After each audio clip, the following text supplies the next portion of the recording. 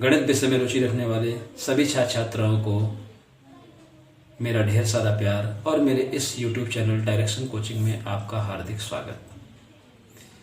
ये video LCM और SCF श्रृंखला का सेकंड पार्ट है।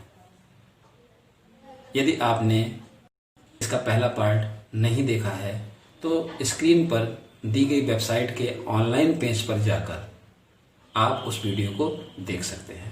और उस वीडियो को ही नहीं बल्कि अभी तक मैंने बेसिक श्रृंखला के जितने भी वीडियो पोस्ट किए हैं उन सबको आप देख सकते हैं और आपको देखना भी चाहिए यदि आप चाहते हैं कि मैं अपनी गणित की नॉलेज को इम्प्रूव करूं, मैं किसी कंपटीशन में किसी तरह का फियर प्रेशर का सामना न करूं, तो आपको वो सारे वीडियो अवश्य देखने चाहिए। इस वीडियो में मैं आपको बताऊंगा कि किस तरह से किसी संख्या के अभाज्य गुणनखंड किए जाते हैं, अभाज्य गुणनखंड विधि से किस तरह से लासा और मासा ज्ञात किया जाता है, भाग विधि से हम किस तरह से दो या दो से अधिक संख्याओं का लासा या मासा ज्ञात कर सकते हैं। मैं मनोज कुमार मिश्र एक trained graduate CTET qualified more than 30 years experience teacher हूँ, जो विगत 30 वर्षों से ऑफलाइन 6 to 10th क्लास के बच्चों को पढ़ा रहा हूँ। और मेरे इस YouTube चैनल को बनाने का उद्देश्य केवल अपने उन छात्र छात्राओं की गणित नॉलेज को इम्प्रूव करना है जो गणित विषय में अगाध रुचि रखते हैं परंतु उन्हें मैथमेटिक्स के क्रमबद्ध श्रृंखला नहीं मिलती है। उन्हें ये नहीं पता होता है कि हम किस तरह से अपनी कैलकुलेशन को स्ट्रॉन्ग करें, कौन कौन से ऐसे टॉपिक्स होते हैं जिन पर अगर हमें कमांड हो जाए तो हम अपनी मैथमेटिक्स की नॉलेज को बहुत ही इम्प्रूव कर सकते हैं। तो चलिए स्टार्ट करते हैं आज का वीडियो।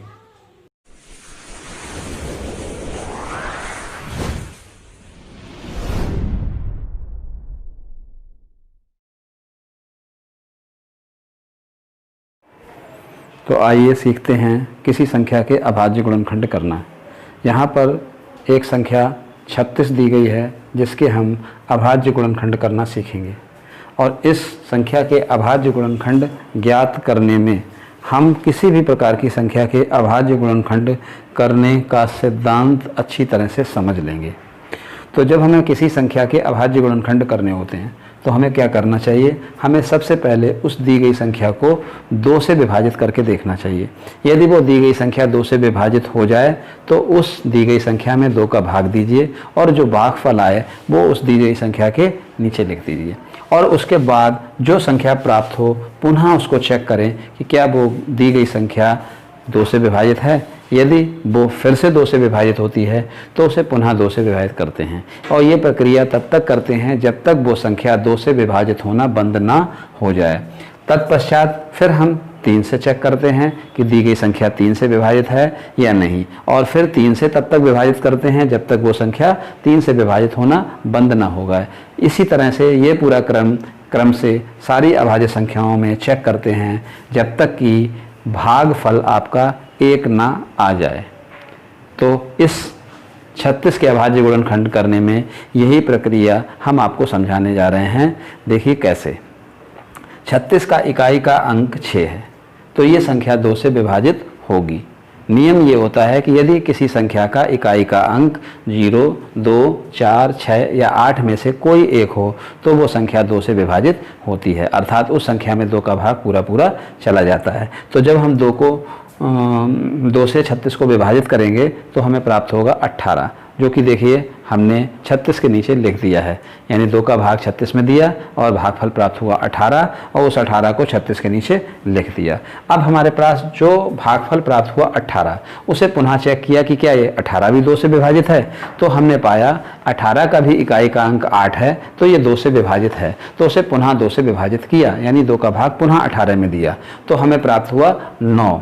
भागफल के रूप में जो 9 प्राप्त होता है, अब हम उसको पुनः चेक करते हैं कि क्या 9 2 से विभाजित है, तो हम ये पाते हैं कि 9 संख्या 2 से विभाजित नहीं है। तब जब 2 से विभाजिता का रूल यहाँ पर फिनिश हुआ, अब हम चालू करते हैं 3 से चेक करना।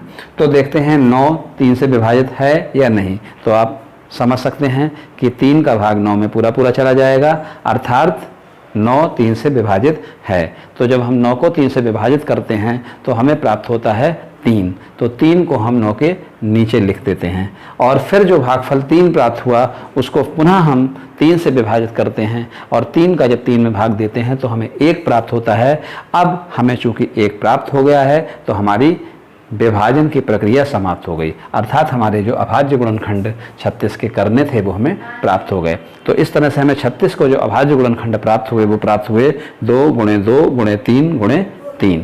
तो इस तरह से आपने देखा कि हम किस तरह से किसी संख्या के अभाज्य गुणनखंड प्राप्त कर सकते हैं। 36 के अभाज्य गुणनखंड ज्ञात करना सीखने के पश्चात अब हम देखते हैं कि किस तरह से हम 3025 के अभाज्य गुणनखंड ज्ञात करेंगे। तो 3025 का इकाई का अंक चूंकि 5 है अतः 3025 को 2 से विभाजित नहीं किया जा सकता है। 2 से विभाजिता चेक करने के पश्चात हम 3 चेक करेंगे कि क्या 3025 3 से विभाजित है। तो 3 का क्या नियम होता है, यदि दी गई संख्या के अंकों के योग में 3 का भाग पूरा पूरा चला जाए तो वो दी गई संख्या 3 से विभाजित होती है। तो यहाँ पर हम 3025 के अंकों को जोड़ते हैं और जोड़ने के पश्चात हमें प्राप्त होता है 10। आप चेक कर सकते हैं 5 और 2 7, 7 और 3 10, यानी कि अंकों का जोड़ प्राप्त होता है 10 जो कि 3 से पूर्णतः विभाजित नहीं है, इसलिए 3025 भी 3 से विभाजित नहीं होगी। अब 3 से विभाजिता के बाद हम आते हैं 5 पर। 5 के विभाजिता का क्या रूल है, यदि किसी संख्या के इकाई का अंक 5 या 0 हो तो वो संख्या 5 से विभाजित होती है। तो यहाँ पर हम देखते हैं कि 3025 का इकाई का अंक 5 है, इसलिए ये 5 से पूर्णतः विभाज्य होगी। तो हम 5 से इसको विभाजित करते हैं अर्थात 5 का इसमें भाग देते हैं तो हमें भागफल के रूप में 605 प्राप्त होता है। अब 605 का इकाई का अंक फिर से 5 है, यानी कि 605 भी 5 से पूर्णतः विभाजित होगी। अब हम 605 को 5 से विभाजित करते हैं तो हमें प्राप्त होता है 121। 121 5 से विभाजित नहीं होती है क्योंकि इसका इकाई का अंक 5 या 0 में से कोई नहीं है। तो हम 5 के बाद इसको 7 से चेक करेंगे। 7 का भाग देकर देखते हैं 121 में, जो कि पूरा पूरा नहीं जाता है। तो 121 7 से भी विभाजित नहीं है। अब 7 के आगे अगली कौन सी अभाज्य संख्या है, 11। अब हम इसको 11 से विभाजित करते देखते हैं। 11 की विभाज्यता का रूल होता है, यदि आपको ये रूल नहीं आता है तो आप मेरे पिछले वीडियो जिसका नाम है विभाज्यता के नियम आप देख सकते हैं वेबसाइट पर जाकर, तो आपको विभाज्यता के रूल का अच्छी तरह से भलीभांति ज्ञान हो जाएगा। तो 11 से 121 पूर्णतः विभाज्य होती है।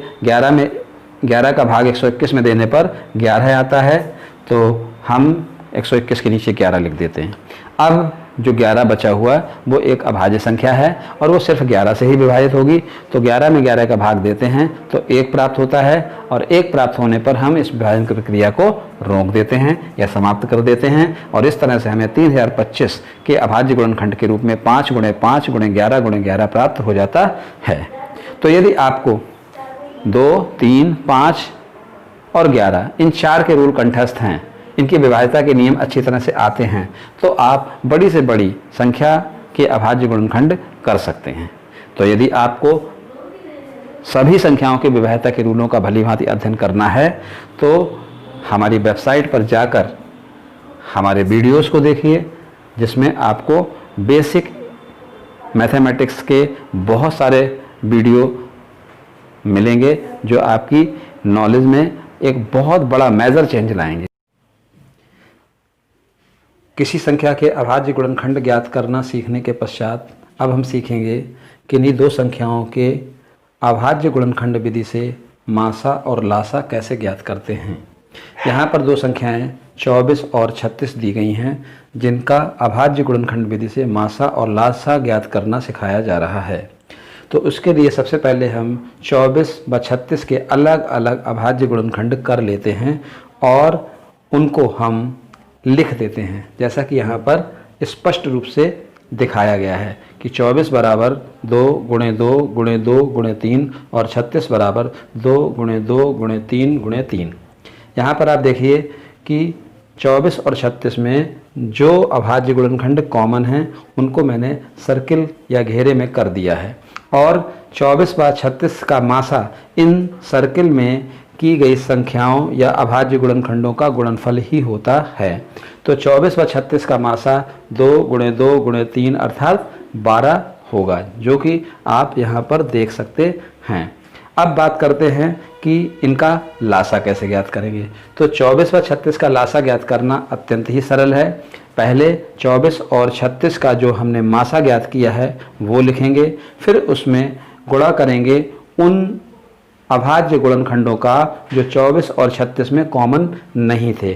तो 24 और 36 में 2 और 3 दो ऐसे अभाज्य गुणनखंड थे जो कॉमन नहीं हैं, तो हम इनका 12 में गुणा कर देते हैं। तो 12 में जब हम 2 और 3 का गुणा करेंगे तो 12 दूनी 24 और 24 तियाँ 72, इस तरह से 72 प्राप्त होगा। तो 24 व 36 का लासा 72 होगा। तो इस तरह से आप आसानी से अभाज्य गुणनखंड विधि से लासा और मासा ज्ञात कर सकते हैं। दो संख्याओं का अभाज्य गुणनखंड विधि से मासा और लासा ज्ञात करने के पश्चात अब हम सीखेंगे दो संख्याओं का भाग विधि से लासा और मासा ज्ञात करना। इसके लिए हमने यहाँ पर वही संख्याएं 24 और 36 ली हैं।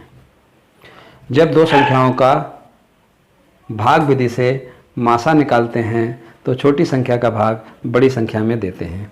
24 और 36 में छोटी संख्या 24 है और बड़ी संख्या 36। तो 24 का भाग 36 में दिया तो भागफल 1 आया और 24 से कम 24 36 के नीचे लिखकर हम घटा देते हैं, तो हमें 12 प्राप्त होता है शेषफल के रूप में। अब हम 12 को पुनः भाजक बना लेते हैं और जो 24 है जो पहले भाजक था उसको हम भाज्य की जगह रख देते हैं और फिर हम 12 का भाग 24 में देते हैं, जो कि 2 बार जाएगा। 12 दूनी 24 और 24 के नीचे 24 लिखकर उसे हम घटा देते हैं, तो हमें शेषफल 0 प्राप्त होता है। अब जब शेषफल 0 आ जाए तो विभाजन की प्रक्रिया को रोक देते हैं और जिस संख्या से भाग देने पर शेषफल 0 आया वही उन दोनों संख्याओं का मासा हो जाता है, अर्थात 24 व 36 का मासा 12 हुआ। याद रखिएगा, जब कभी भी हम मासा निकालें तो हमेशा हमें छोटी संख्या का भाग बड़ी संख्या में देना पड़ता है और उन दोनों में जो छोटी संख्या होती है उसको हम भाजक बोलते हैं और जो बड़ी संख्या होती है उसको हम भाज्य बोलते हैं। तो इस तरह से हमने भाग विधि से दो संख्याओं का मासा ज्ञात कर लिया। अब इन्हीं दो संख्याओं का लासा भाग विधि से कैसे ज्ञात करते हैं ये आप देखते हैं। यहाँ पर लासा निकालने के लिए 24 और 36 दोनों को एक साथ रखा गया है और सबसे पहले उन्हें 2 से विभाजित किया गया है। जब हमने आपको अभाज्य गुणनखंड ज्ञात करना सिखाया था तो बताया था कि सबसे छोटा अभाज्य जो गुणनखंड होता है वो 2 होता है, यानी सबसे छोटी अभाज्य संख्या 2 होती है। तो हम किसी भी संख्या के अभाज्य गुणनखंड ज्ञात करने के लिए सबसे पहले 2 से चेकिंग करते हैं और उसे 2 से काट कर देखते हैं। लासा में भी वही करते हैं, सबसे छोटी अभाज्य संख्या 2 से हम 24 और 36 दोनों को विभाजित करने का प्रयास करते हैं। 2 का भाग 24 में भी पूरा पूरा चला जाता है और 2 का भाग 36 में भी पूरा पूरा चला जाता है। जब 2 का भाग हम 24 में देते हैं तो 12 आता है, जो कि 24 के नीचे लिखा हुआ है, और 2 का भाग जब हम 36 में देते हैं तो 18 आता है, जो कि 36 के नीचे लिखा हुआ है। पुनः 12 और 18 2 से फिर विभाजित किए तो 6 और 9 प्राप्त हुआ। पुनः देखते हैं 6 और 9 में से 6 तो 2 से विभाजित है परंतु 9 2 से विभाजित नहीं है। तो याद रखिए, लासा निकालते समय 2 या 3 संख्याओं में यदि कोई एक संख्या भी 2 से विभाजित है तो हम उसे तब तक काटते रहते हैं 2 से जब तक भी 2 से कटना बंद ना हो जाए। तो अभी 6 2 से कटेगी तो इसलिए हम 2 से इसको काटते हैं और जो काटने के पश्चात उत्तर आता है 3, वो 6 के नीचे रख देते हैं। अब 9 2 से विभाजित नहीं है तो 9 को ज्यों का त्यों रख देते हैं। अब हमारे पास बची 3 और 9, और 3 और 9 में से कोई भी 2 से नहीं विभाजित है तो हम 3 और 9 को 3 से विभाजित करते हैं। 3 का भाग 3 में देते हैं तो 1 बार जाता है, 3 के नीचे 1 लिख देते हैं, और 3 का भाग जब 9 में देते हैं तो 3 बार जाता है तो 9 के नीचे 3 रख देते हैं। अब हमारे पास 1 और 3 बचा, जिसमें 1 तो आ ही चुका है, बट हमें अभी 3 को और विभाजित करना है जो कि 3 से ही डिवाइड होगा। तो 3 का भाग देते हैं, 1 में जाएगा नहीं तो वैसा ही 1 उतार दिया, और 3 में दिया तो 1 आ गया। तो इस तरह से 1,1 आ गया। जब नीचे 1,1 आ जाए तो समझ लीजिए अब विभाजन नहीं करना है। तो इस तरह से 24 व 36 के हमने भाग विधि से लासा निकालने की प्रक्रिया पूर्ण कर ली। अब क्या करेंगे, लासा कैसे ज्ञात होगा। इन सभी गुणनखंडों का गुणा कर देते हैं। 2 गुणे 2 गुणे 2 गुणे 3 गुणे 3 और इनका गुणनफल आया 72। तो इस तरह से 24 व 36 का लासा आया 72। तो इस तरह से आपने सीखा कि किस तरह से हम दो संख्याओं के लासा और मासा भाग विधि से ज्ञात कर सकते हैं। दो संख्याओं का मासा भाग विधि से ज्ञात करने के पश्चात अब हम सीखेंगे 3 संख्याओं का या उससे अधिक संख्याओं का मासा भाग विधि से ज्ञात करना। इसके लिए हम यहाँ पर 3 संख्याएं 24, 36 और 45 लेते हैं, जिनमें सबसे छोटी संख्या है 24, उससे बड़ी संख्या है 36 और उससे बड़ी संख्या है 45।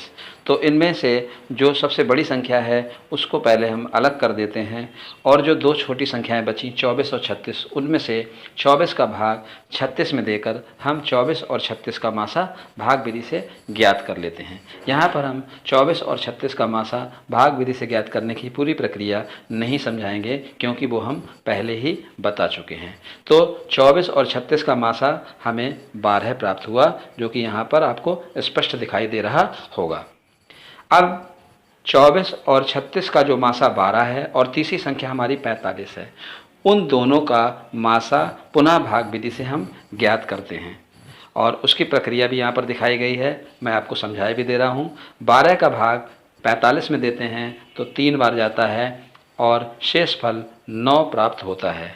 उस शेषफल को हम पुनः भाजक बना लेते हैं और जो हमारा पहले भाजक होता है उसको हम भाज्य की जगह रखकर 9 का भाग पुनः 12 में देते हैं। तो 1 बार जाता है और पुनः हमें शेषफल 3 प्राप्त होता है। इस शेषफल को पुनः भाजक बनाने और पहले का भाजक 9 है उसको भाज्य बनाने पर और 3 का भाग 9 में देने पर हमें शेषफल 0 प्राप्त होता है। अतः 12 और 45 का मासा 3 हुआ, परंतु 12 और 45 का मासा 3 न कहकर हम कहेंगे कि ये 3 24, 36 और 45 तीनों का मासा हुआ। यानी कि जो 12 और 45 का मासा आएगा वही 24, 36 और 45 का मासा होगा।